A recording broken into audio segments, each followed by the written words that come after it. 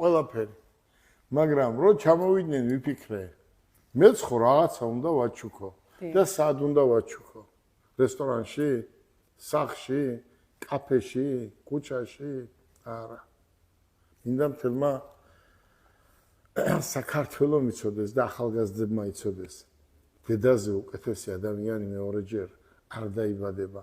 დედა არის შვილისთვის ყველაფერი.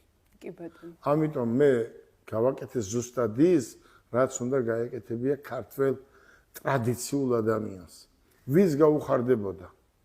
თუ არა და ყველაზე მეტად დედას. ვის გაუხარდებოდა? დედას, ხო?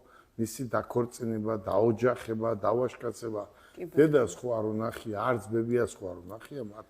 ნამდვილად.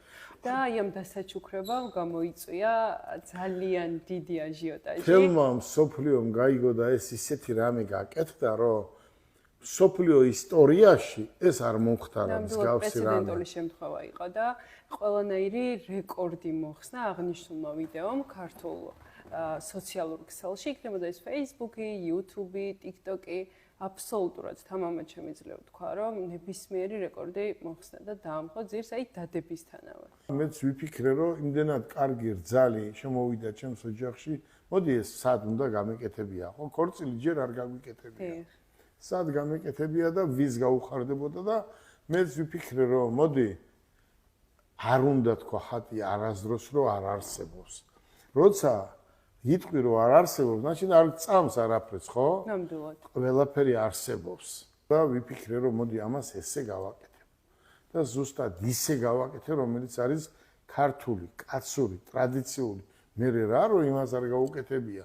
იმას რო არ გაუკეთებია, იმიტომ გავაკეთე ეს მე, ხო? თქვენ იყავით პირველი და პირველობა მე როგორც ვიცი, თქვენთვის არის ცხოვრების წესი. საქართველოში კი არა, მთელ მსოფლიოში თქვენ ვერ ნახავთ დედის ქუჩას. ნამდვილად. მაგრამ ვინ დაარქვა დედის ქუჩა? თქვენ. გელაბარკალაიამ, ხო? კი ბატონო. და არის დღესაც და სანამ ცხოვრება იქნება ქვეყანაში, ხო?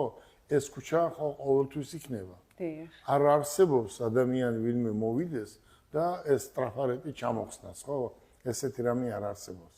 ამიტომ იმ ადამიანებს, ვინც მე მომილოცა, ვინც მათეს მოულოცა, ვის ეს გააკეთა, მე არ ვიცი მართლა თქვენ რაც თქვით, გეთანხმებით აჭრელებულია გაზეთი ცალკე, ჟურნალი ცალკე, მე არ ვიცი ვინ საიდან არ მირეკავს და აი გულწრფელად მინდა, აი ვინც გაიზიარეთ ეს ჩემი სიხარული, დედის სიხარული და ეს იქ რო გაკეთდა და მოეწონა, ყველას მინდა დიდი მადლობა გადაუხადო.